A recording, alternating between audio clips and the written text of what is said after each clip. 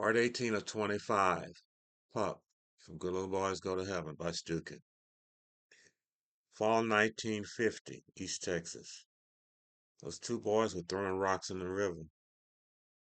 I was headed upriver waiting in the thin of the woods. I don't remember where I was coming from, but a short way further up the river, and then a short distance west was where we lived. I crossed behind them on my way. I'd seen the big boy with dark brown, greasy-looking hair before. The little one with strange orange-looking hair I didn't recognize. My dog yapped. The little boy turned first and saw us. He turned to the bigger boy and said, "Samp," giving a nod of his head in our direction. The big boy turned to us and smiled. He faked like he was going to throw a rock at me. I stood there looking at him. He then threw a rock in my direction. They both bent to pick up more rocks. I turned and ran into the woods. I thought my dog, Joey, was right behind me. When I stopped to see where he was, I didn't see or hear him. Then I heard rustling in the woods, so I started running again. I didn't think to, but I should have picked Joey up and carried him. I was more afraid of getting hit by rocks than interested in saving him, and it didn't occur to me that he might need saving. My father gave me the dog.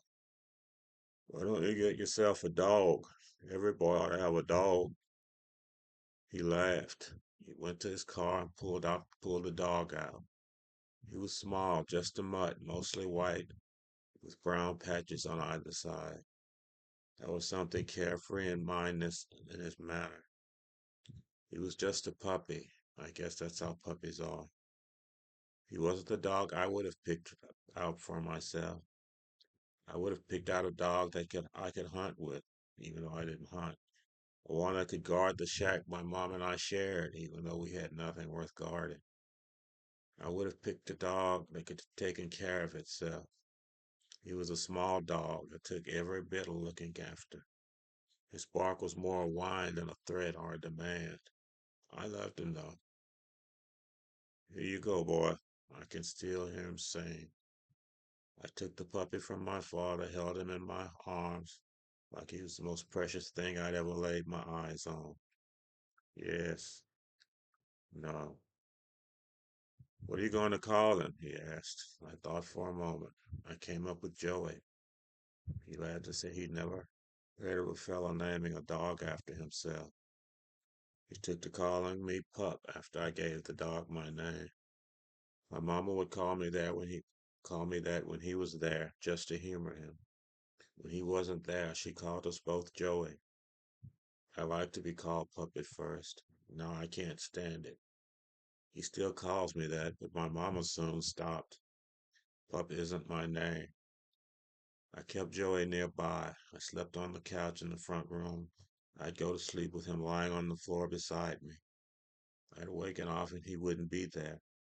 I'd usually find him sleeping in the kitchen in front of the stove. The stove felt cold to me, but maybe he found warmth in it. We usually used it to prepare dinner the evening before, but it seemed cold to me in the morning. I'd sit on the floor beside him and wait for him to wake. He was only with me for a short while. He followed me everywhere. I'd sometimes go down to the river with my mama late at night. The little dog would be there right with us. Sometimes I'd have to pick him up and carry him if he couldn't keep up with my mama's pace. Sometimes I had to pick him up to keep him from going in his own direction. We usually go in the middle of the night when we could be sure no one else would show up. Sometimes my mama would look into the woods like she was expecting someone, but no one ever showed. My mama always kept her own hours. She was never one for rising and setting with the sun. Sometimes she'd be up all night, sleep all day. That had something to do with my father coming by at all hours of the night. The big boy was the sheriff's son. I first saw him when I went into town to buy groceries with my mama. I was 7 or 8 at the time. I stood outside the grocer's waiting for my mama to finish inside, and he approached me and stared. He did not say a word. When my mama came out, he turned and walked away. I saw him later with the sheriff. They resembled grandfather and grandson. After we crossed paths at the river, he started talking to me when he saw me in town. I was at puppy with yours. It's what I remember from the gibberish he said to me. I never knew why he felt he had cause to pay attention to me. I never saw him pick on anybody else, so it had to be me he had a problem with. I never knew why. He's a deputy sheriff now, put down his rocks and picked up a gun. I left town shortly after he took up with the gun. They were trying to skip stones. My dog and I were passing by. Sometimes I'd get so wound up I'd just start walking. Sometimes I'd end up further from home than I'd really given thought to. This time I ended up passing by the river. I stopped to watch them. My dog started barking. They turned and looked at us. I was watching the big boy. He stopped and stared at me. He didn't say anything. He bent down and picked up a rock. He threw it at me. I stood and just looked at him. The other boy picked up a rock and threw it at me. I started running towards home. I didn't look. I looked back, but they were coming after me. I started running as fast as I could, not thinking about the little dog following me. I heard them yelling at me. I won't repeat what they were yelling. I can still hear it in my head, though. When I got to the edge of the property that I shared with my mama, I turned to look back. I didn't see them. I didn't see the little dog either. I figured the little dog had gotten lost or decided to go his own way, as he tended to do. I decided I'd wait a couple of hours and give those boys a chance to go about their way. I spent those couple of hours sitting out front of the shack my mom and I shared. It was sundown when I finally worked up the nerve to look for my dog. It didn't take me long to find him. I just had to follow my path on my way home. He hadn't gotten far from the river where those boys were throwing rocks. I almost stepped on him. He was lying in the grass that nearly hit his body. I picked him up. I held him close to my heart. I don't know how he died, but I know it was those boys. The next day, my mama asked about the dog. I didn't know what to say to her. I was feeling so angry, so confused, and she asked me what was wrong with me. She asked me where my best friend was. I first told her he had run away. She asked me a lot more questions.